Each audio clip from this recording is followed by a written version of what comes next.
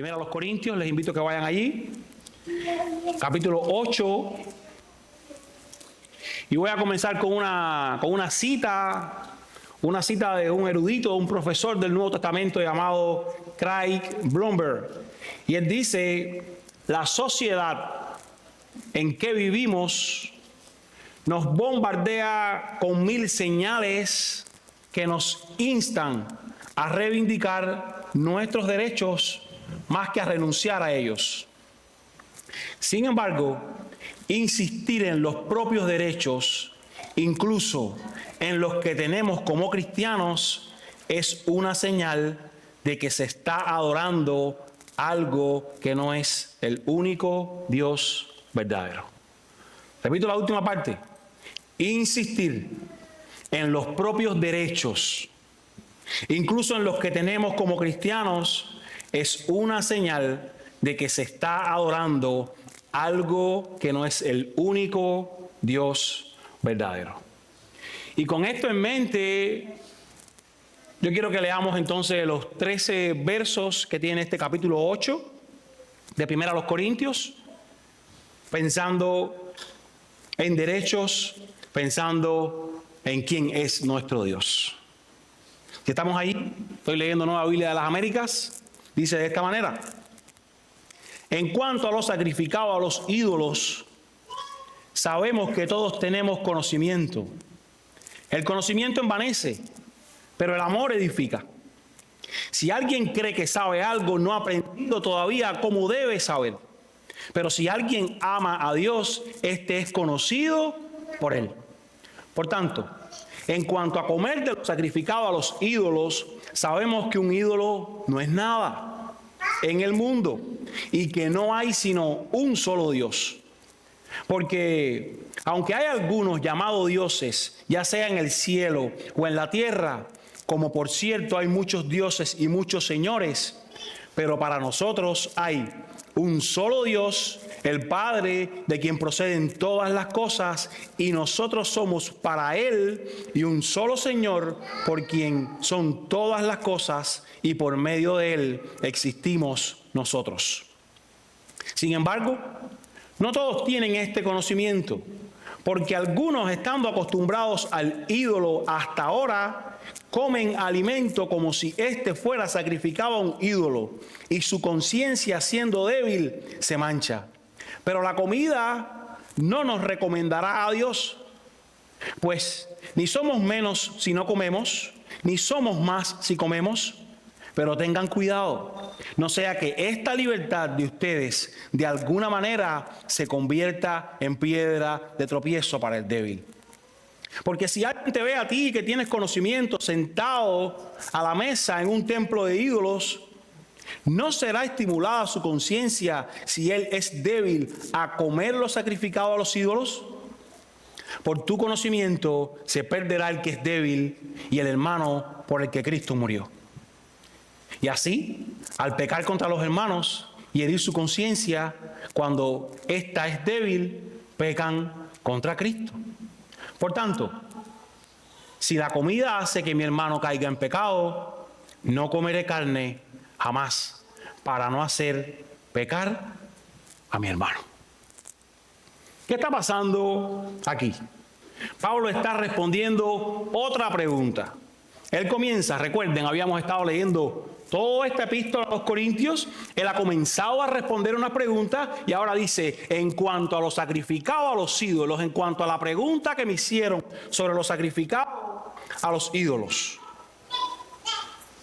Y es que había un grupo de hermanos que, por su más profunda comprensión de la fe, compraban una carne que había sido sacrificada a los ídolos.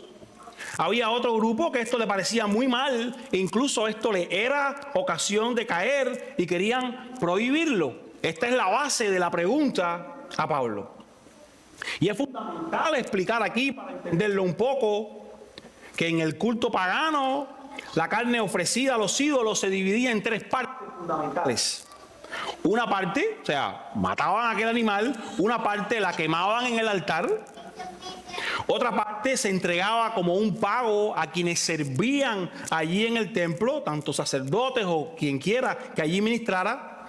y la otra parte se la quedaba el que estaba trayendo la ofrenda, se la quedaba el que presentaba la ofrenda, la persona que la traía.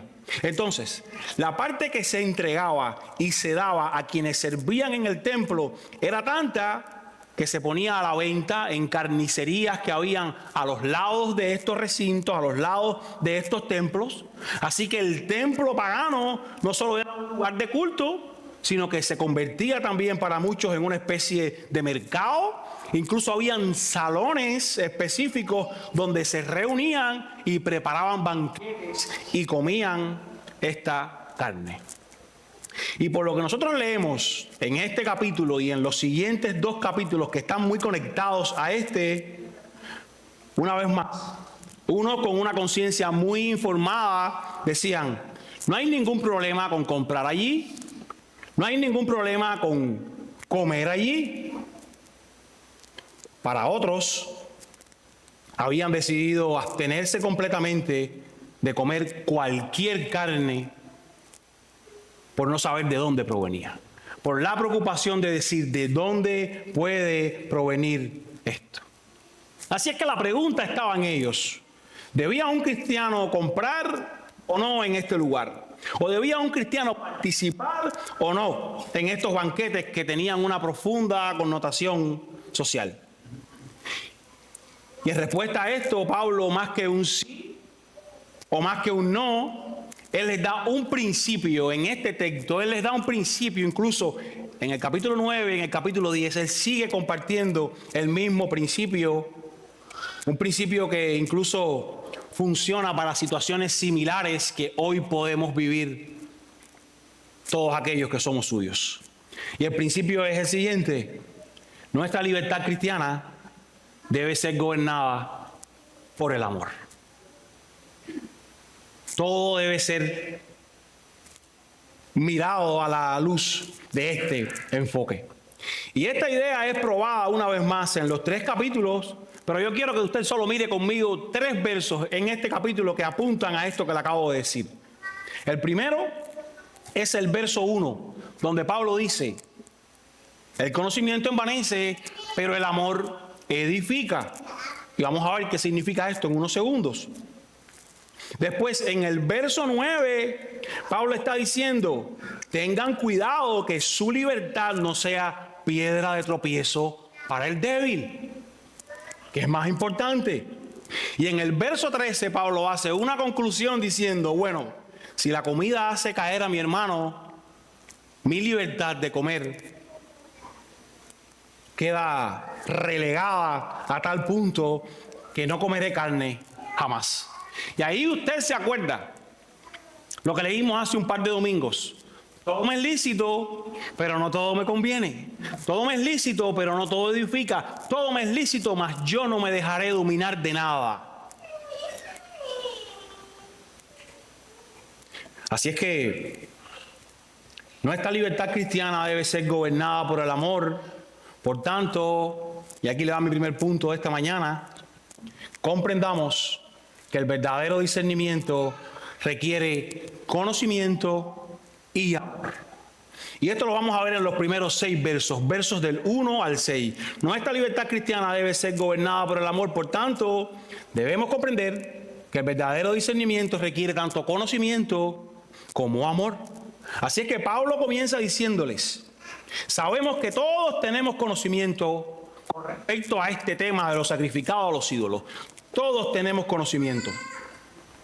Los paganos han ofrecido esta carne a sus dioses falsos. Dicen incluso ellos que era el pensamiento: esta carne sacrificada está limpia de los espíritus malos, y para eso en parte la ofrecían, para que fuera limpiada de espíritus malos.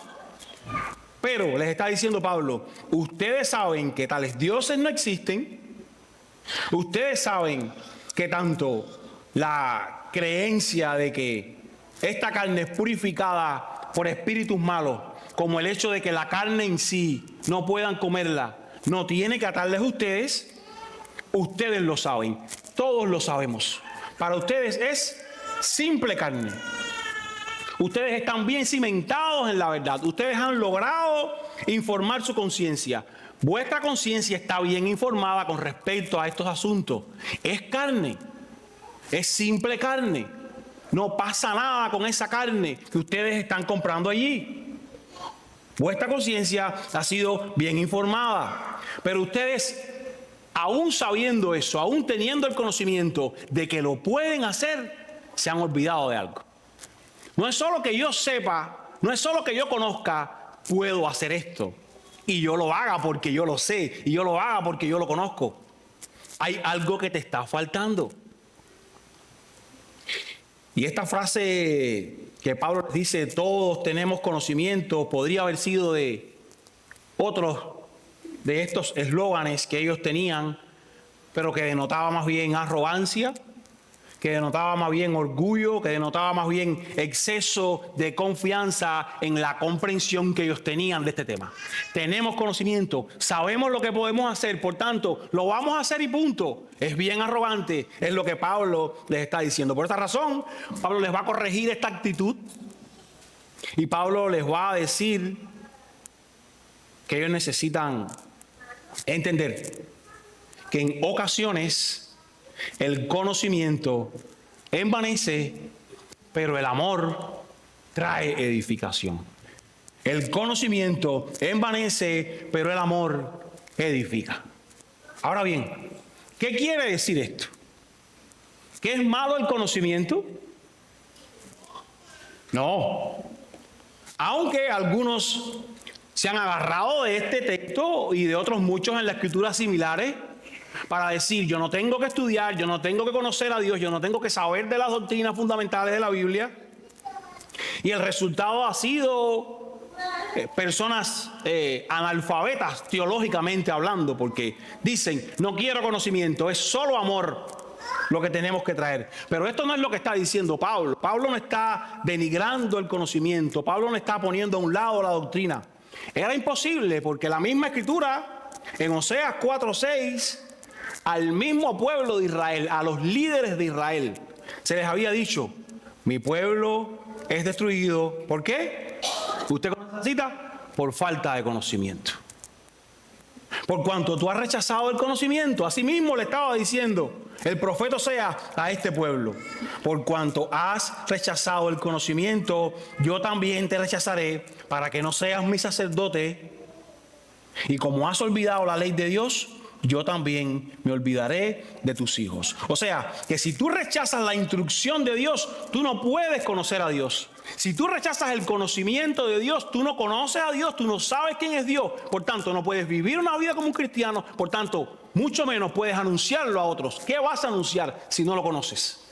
O sea, que el conocimiento es básico, el conocimiento es importante. No solo aquí. A los colosenses también Pablo les dijo algo similar. Colosenses 1, 9 y 10.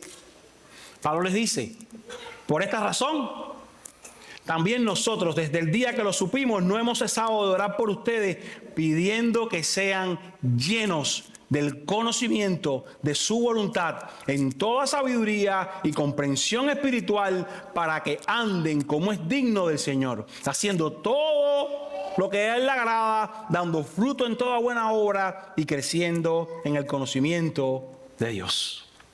O sea que a Pablo sí le interesa el conocimiento. Pablo no está diciendo que el conocimiento sea malo. Más bien, Pablo les estaba diciendo que el conocimiento que ellos tenían les había cegado tanto al punto de no edificar a sus hermanos. ¿Y de qué vale el conocimiento si no es puesto en práctica de la edificación? Como está diciendo el mismo texto de Colosenses, yo pido que ustedes sean llenos de este conocimiento para que anden como es digno del Señor. Conocer a Dios tiene que verse en una vida que está mostrando, yo conozco a Dios. Así es que este conocimiento que ellos estaban viviendo, lejos de ayudar a crecer a otros, les estaba haciendo daño. Este conocimiento, lejos de edificar, estaba haciendo que esos hermanos débiles no disfrutaran del amor fraternal. Este era un conocimiento sin amor que les envanecía, y por eso todos los problemas en esta iglesia, Y por eso todos los problemas también en la iglesia moderna. A veces, mucha teoría, muchas palabras, muchas cosas para recitar, pero nada para poner en práctica. Por eso es que Pablo les está diciendo, el conocimiento envanece, pero el amor edifica. Ese conocimiento que ustedes tienen, les tiene envanecidos a tal punto que ustedes arrogantemente están diciendo, yo sé que esto está bien, yo lo voy a hacer, no me interesa mi hermano. No debieras pensar así. El verdadero conocimiento te muestra que tu hermano también importa.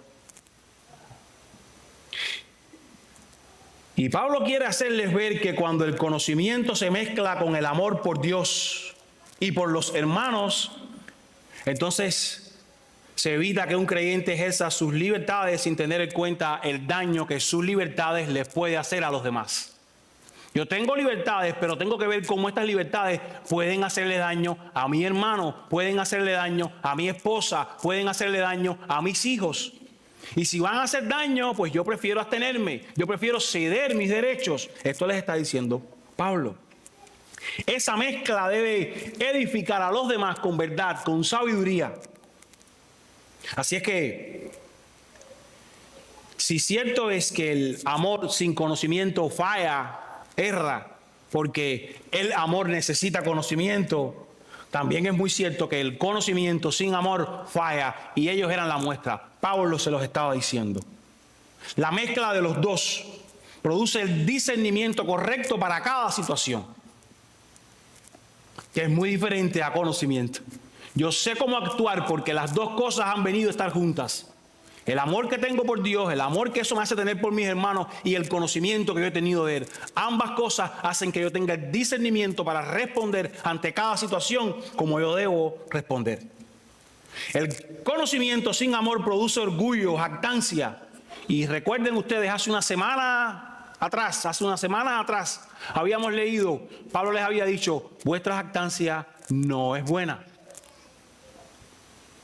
Y hay un par de cosas en estos versos 1, 2, 3, específicamente en el 2 y en el 3, que Pablo enseña sobre alguien que está creciendo en un conocimiento legítimo de Dios.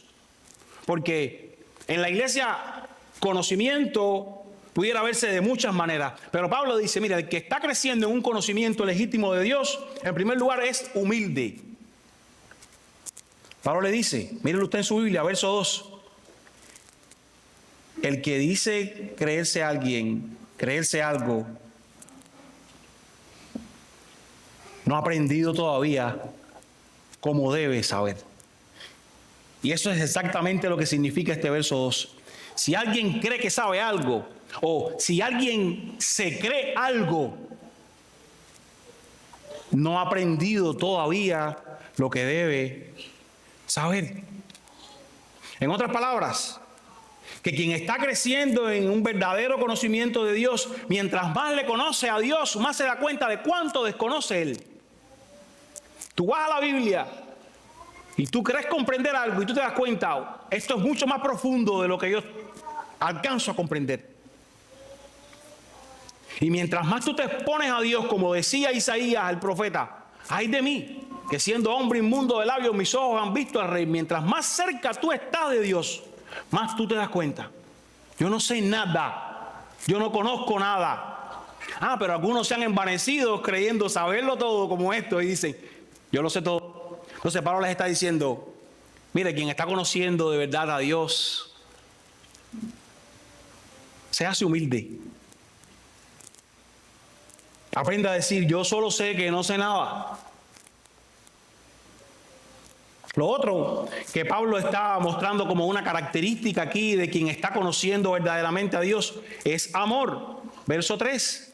Pero si alguien ama a Dios, ese es conocido por Él. O sea, que si tú amas a Dios, esa es la muestra de que Dios te ha conocido a ti. Esa es la muestra de que tú eres conocido por Dios, de que Dios te conoce, de que tú eres suyo. Porque existe una gran diferencia abismal entre tener conocimiento de Dios y que Dios te conozca a ti. Y que Dios te conozca a ti, quiero decir que tú seas de Él. Que sea suyo. Y eso solo se demuestra cuando tu amor por Él se ve en la vida cotidiana. Es lo que Pablo está diciendo. Si alguien ama a Dios, si alguien muestra ese amor de Dios, entonces uno sabe, este es conocido por Dios. A este Dios lo conoce. Porque amar a Dios es la evidencia más clara que las personas pueden tener de una relación con Él. Y como dice 1 Juan 4:19, y a usted le va a venir a la mente este texto ahora, el que ama a Dios, ame también a su hermano. Y esto Pablo les está diciendo, ustedes tienen mucho conocimiento, pero no se olviden, ese conocimiento tiene que estar influenciado por el amor a Dios, por el amor a sus hermanos. Así que simplemente no pueden decir, yo conozco y hago esto porque simplemente sé que lo puedo hacer, está bien. No, debieras detenerte a pensar, ¿cuán bueno está haciendo? ¿Cuán edificante está haciendo? Es por eso que en unos capítulos más adelante, él le va a decir que la persona que tiene habilidades, virtudes, dones, talentos, pero no tiene amor, ¿qué cosa? Nada es. Capítulo 13 de los Corintios. Puedes tener todos los dones, puedes tener todo el conocimiento, pero si no tienes amor, en esta misma carta Pablo les dice a ellos, tú no tienes nada.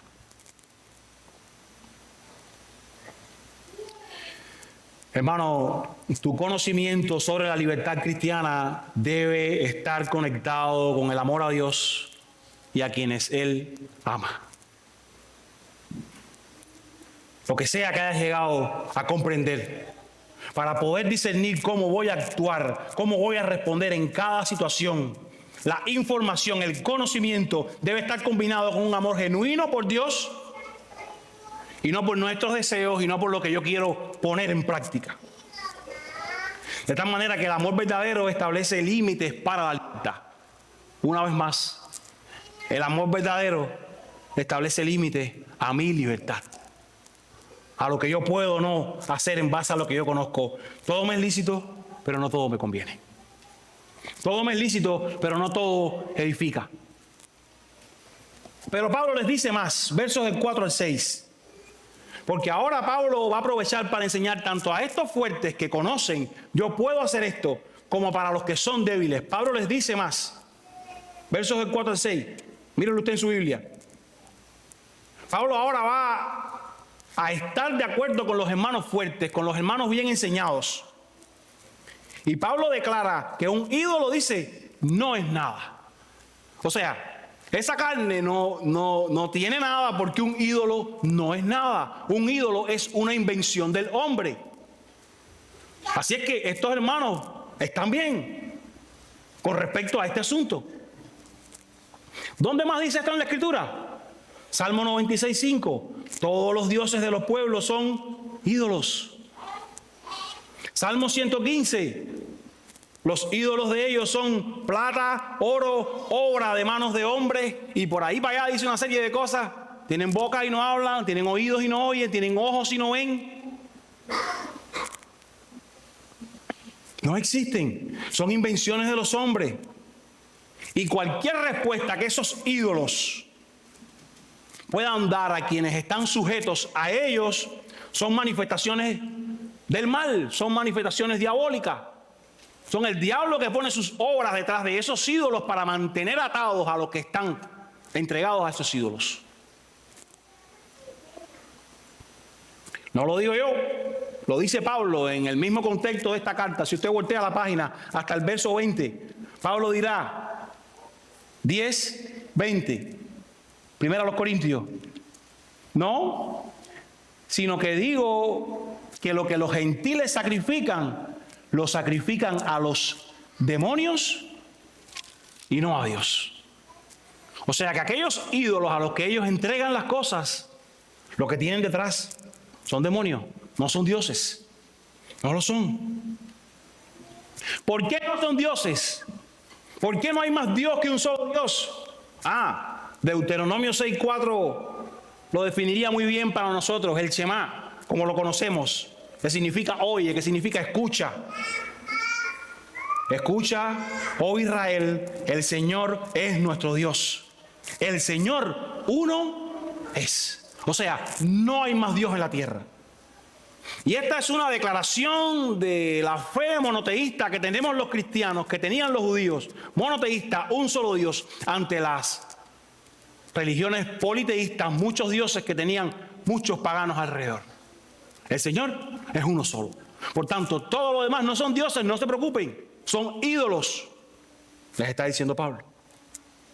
Y vuelve a decir en el verso 6, si usted lo mira, para nosotros hay un solo Dios. Nosotros sabemos que hay un solo Dios. Por tanto, a lo que se entrega esa carne no es a ningún Dios.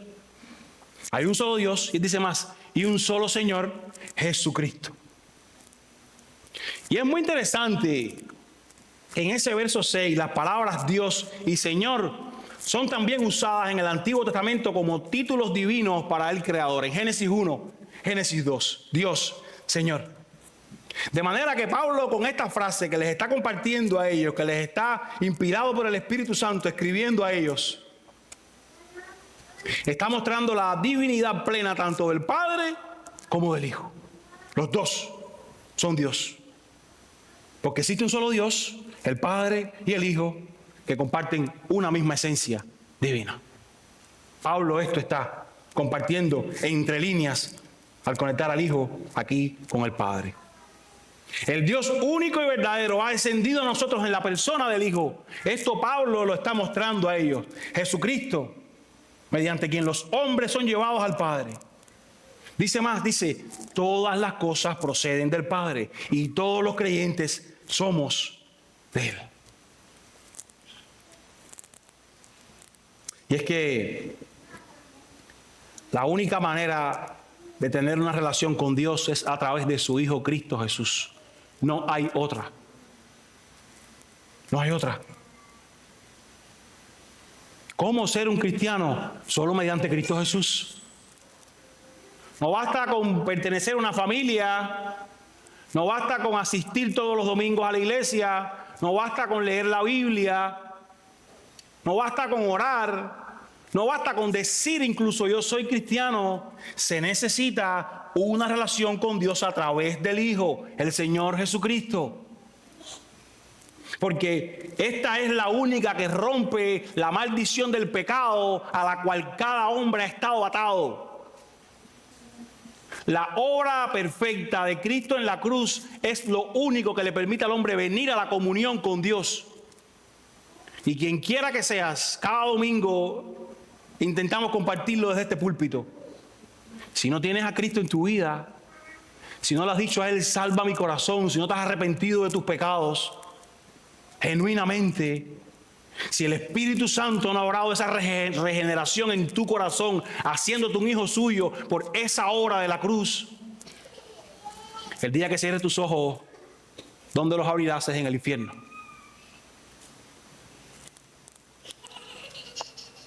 Por tanto, necesitas entender, es solo Jesucristo, el Hijo de Dios, la única manera de relacionarme con el Padre. He estado separado, he estado lejos, pero Cristo me puede traer a la comunión. Solo una relación con Cristo. Y si después de días viniendo acá, tiempo viniendo acá, o si viniendo por primera vez, tú no tienes esta convicción en tu vida, tú necesitas entender. No hay nada que yo pueda hacer para recibir salvación. Yo estoy separado de Dios hasta este momento. Necesito depositar confianza, fe, arrepentido en esa obra que fue esa en el Calvario. Cristo que murió en la cruz, que fue crucificado, donde tú y yo merecíamos estar. Y creer esto arrepentido de todo corazón hace la diferencia. Te traslada del reino de las tinieblas y te pone en el reino de la luz. Y te permite entonces decir, yo soy un cristiano. Yo soy un hijo de Dios. Y esto es lo que dice 1 Timoteo 2, 3 y 5. 1 Timoteo 2, 3 y 5.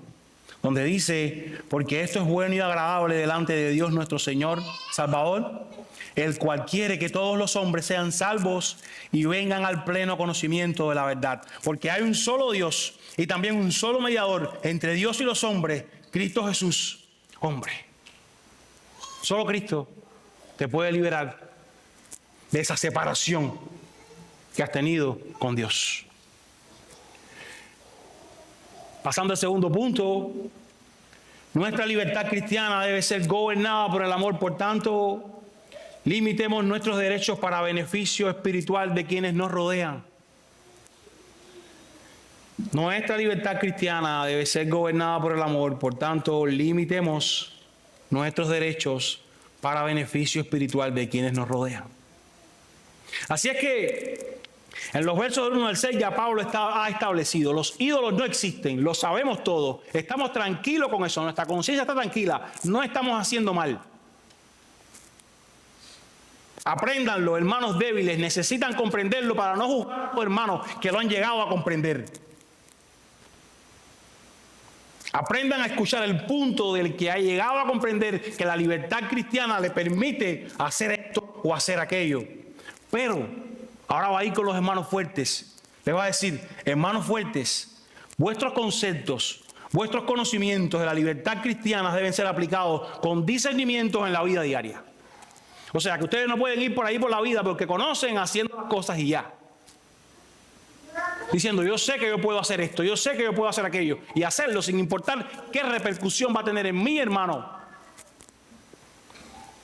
Por eso Pablo dice en el verso 7, mírelo usted, verso 7. Sin embargo, no todos tienen este conocimiento. No todos han llegado a comprender lo que tú comprendes sobre qué es la libertad cristiana. No todos han llegado a comprender este asunto. Y es que algunos eran nuevos creyentes que no comprendían que los ídolos no eran nada. Ellos habían estado sirviendo a esos ídolos. Ellos habían estado viendo la respuesta que el mundo del mal obraba mediante esos ídolos quizás. Y tenían sus temores. ¿Estaremos haciendo bien? ¿Estaremos haciendo mal? Su débil conciencia no les permitía comer comida que hubiera sido sacrificada a esos ídolos. Y eso les hacía fallar. Porque si ellos pensaban que estaba mal y lo hacían, pues estaban fallando. Y ya establecimos el punto, los dioses paganos no eran verdaderos, pero las prácticas perversas que estaban asociadas con ellos eran reales, estaban recientes, estaban frescas en sus mentes, en las mentes de estos hermanos más débiles, que los fuertes decían, no hay problema, podemos hacerlo. Estos hermanos rehuían de tener contacto con todo lo que estuviera asociado con ese pasado, con su vida atada al paganismo. Sus conciencias no habían llegado a asimilar, sus conciencias todavía no eran fuertes como para permitirles comer carne ofrecida a los ídolos, como para reunirse en uno de esos banquetes sin recordar su vieja vida allí, como para que esto no les llevara de nuevo a incurrir en sus prácticas idolátricas. Y esto es lo que Pablo les está diciendo. Aunque el acto en sí no era ni moral ni espiritualmente malo, para ellos terminaba siendo malo porque ellos en su conciencia creían, esto está mal, esto no lo podemos hacer. Porque precisamente la persona que está dispuesta a violar su conciencia por lo que sea, está haciendo lo que piensa que es malo. Y ya eso trae pecado.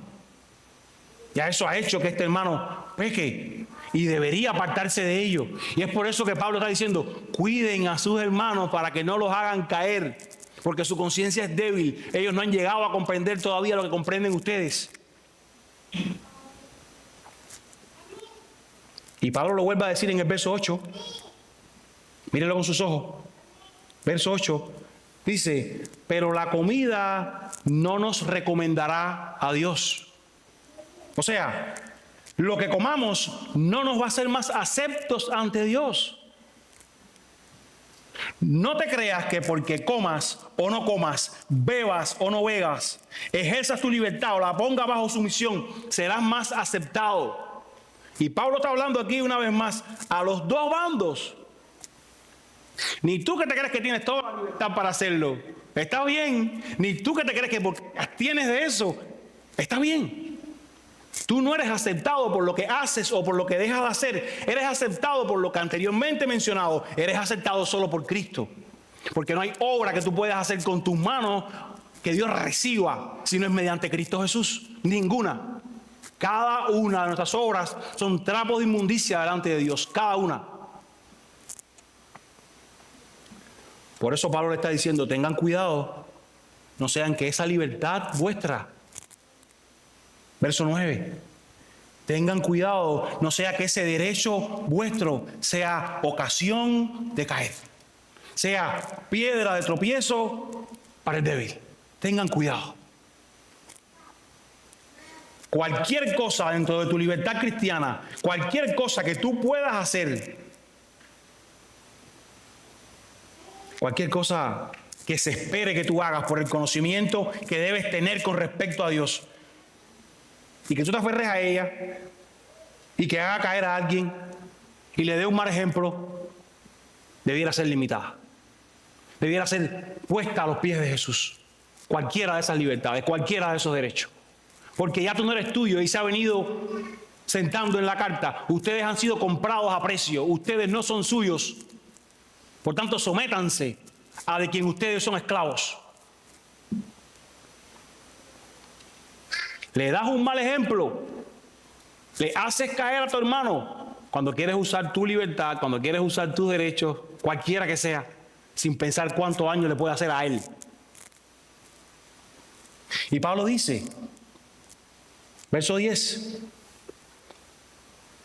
porque si el débil te ve a ti, que eres alguien de conocimiento, que eres un referente, sentado a la mesa de los ídolos o haciendo cosas que lo hagan caer a él, dice Pablo, ¿no será él estimulado con tu ejemplo a caer?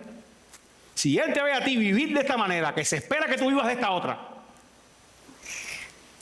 él no va a ser estimulado a caer. Él va a fallar, él va a ser cedido en esa corriente. Y para él será una caída. No va a ser simplemente hizo esto, hizo aquello. Para él va a ser pecado. Porque en su conciencia, para él, esto está mal. Verso 11. Pablo vuelve a traer el tema del conocimiento. Mírenlo usted. Por tu conocimiento se perderá el que es débil. O sea, Pablo está diciendo, ¿cómo es posible que ese conocimiento del que tú te jactas sea un instrumento para que sean dañados otros? El conocimiento debiera edificar. ¿Cómo es posible que tu conocimiento lo que haga sea que falle? Y eso es lo que Pablo está diciendo en este verso 11. Por tu conocimiento sin amor se perderá el débil por el que Cristo murió. Ahora bien, necesitamos explicar que Pablo no está diciendo aquí que el hermano más débil pueda perder su salvación. Esto no es lo que está diciendo Pablo. Se perderá, tiene la idea de llevar a pecar. O sea, que hacemos que aquella persona peque llevándola a una situación que ella no puede manejar con mi conducta, con mi deseo de ejercer el derecho. Es más, la palabra significa literalmente destruirse, que es lo contrario de edificar. No está tan conectado con la salvación. Destruir. Y si usted recuerda, él está diciendo, el amor edifica. En el primer verso le está diciendo, el amor edifica. Y aquí les está diciendo, pero ustedes están destruyendo lejos de edificar. Y se espera que eso sea la iglesia. Esa comunidad que construye, que edifica. Y Pablo está diciendo, no, ustedes están destruyendo con su conducta, ejerciendo sus derechos sin pensar en cómo se va a ver esto que yo voy a hacer, cómo se va a ver esto que yo voy a decir. Tú debieras edificar a tu hermano, tú debieras hacerle bien. El amor edifica, pero tú simplemente lo estás destruyendo por querer llevar a cabo tu derecho. Yo tengo este derecho y dejas de edificar.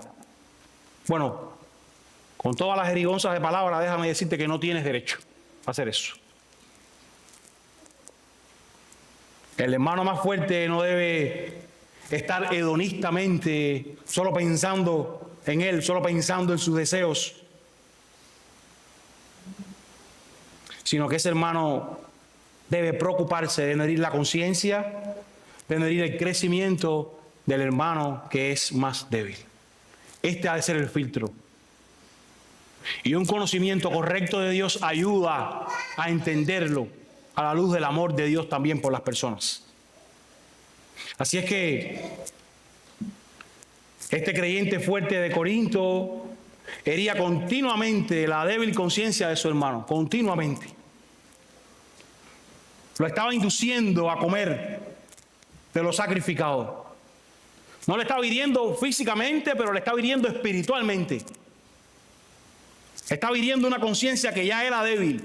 Y es más, la estaba haciendo insensible.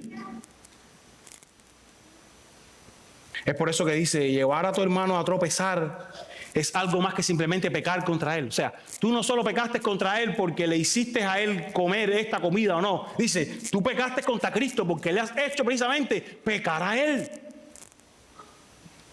Y esta es una advertencia muy fuerte. Muy fuerte.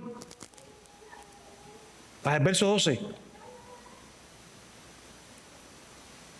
Al hacer pecar a los hermanos, no solo pecan contra ellos, no solo pecan contra ellos que llevan a pecar, al herir su conciencia, cuando éste está débil, ustedes pecan contra Cristo. Y esto es algo que ningún creyente quiere hacer. Llevar pecar a un hermano contra Cristo.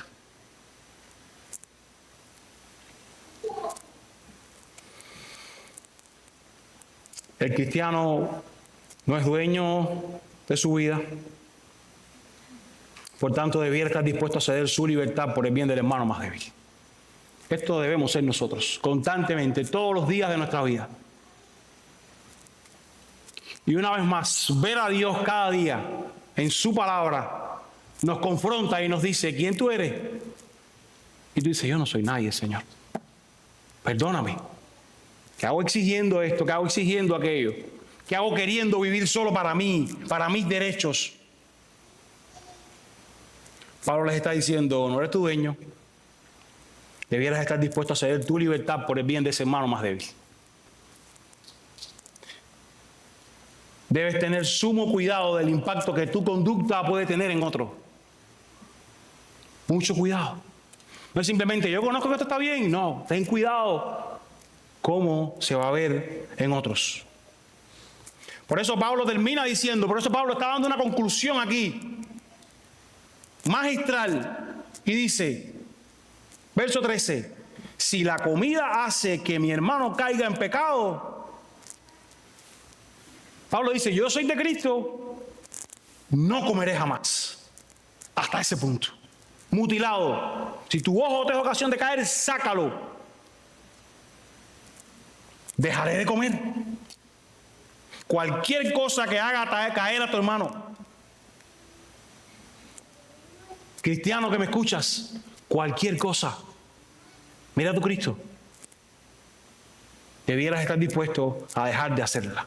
Cualquier cosa que no edifica a tu hermano, debieras estar dispuesto a dejar de hacerla. La que sea, te cueste lo que te cueste. Te sigo recordando, tú ya no eres tuyo. Y en el siguiente capítulo de esta carta que vamos a estudiar la semana que viene, Pablo dirá abiertamente en 9:22, a los débiles yo me he hecho débil para ganar a los débiles. A todos me he hecho de todo, por todos los medios para salvar a algunos. Así es que Pablo estaba listo a dejar de comer ciertas comidas si esto promovía la causa de Cristo. Pablo estaba listo a dejar de tener que hacer lo que tuviera que dejar de hacer por tal de que el evangelio y el crecimiento de la iglesia fuera llevado a cabo. Dice el pastor John MacArthur que muchos de los cristianos corintios limitaron su testimonio porque no estaban dispuestos a limitar su libertad. Muchos de los cristianos corintios limitaron su testimonio porque no estaban dispuestos a limitar su libertad. Y por ende perdieron todo sentido. Yo quiero terminar en esta tarde recordándote una vez más que nuestra libertad cristiana debe ser gobernada por el amor. Esto está intentando Pablo decirle en este capítulo 8. Independientemente de lo que conozcas, independientemente de lo que hayas llegado a entender, nuestros derechos terminan cuando la otra persona es perjudicada. Está diciendo Pablo. Y en todo este capítulo, para el hermano que ha llegado a tener una conciencia bien informada, debe someterse en amor, pero el hermano débil que no ha crecido en el conocimiento debe alcanzar esa madurez, porque ambos deben ser del Señor. Los dos están creciendo, los dos están aprendiendo, tanto ese fuerte que tiene la conciencia informada como el débil que no la ha llegado a comprender. Uno tiene que aprender a ceder por el bien del otro, el otro tiene que aprender y crecer para saber cómo o no actuar.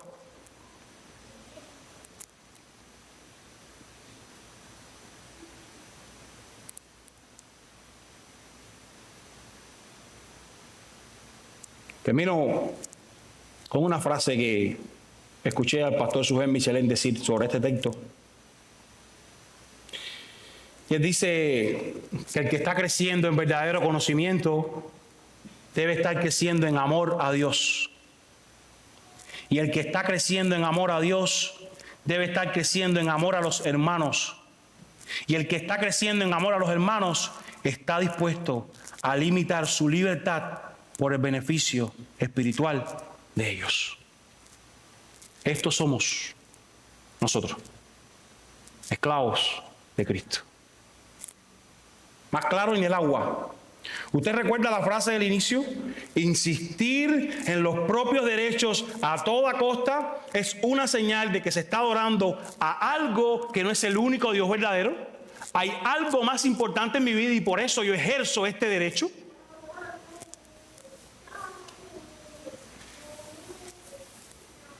Quizás debas confesar tu pecado.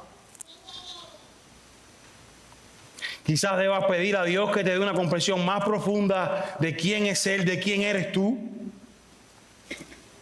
Quizás debas dejar al amor por Dios y por los suyos gobernar tus libertades, gobernar tus derechos.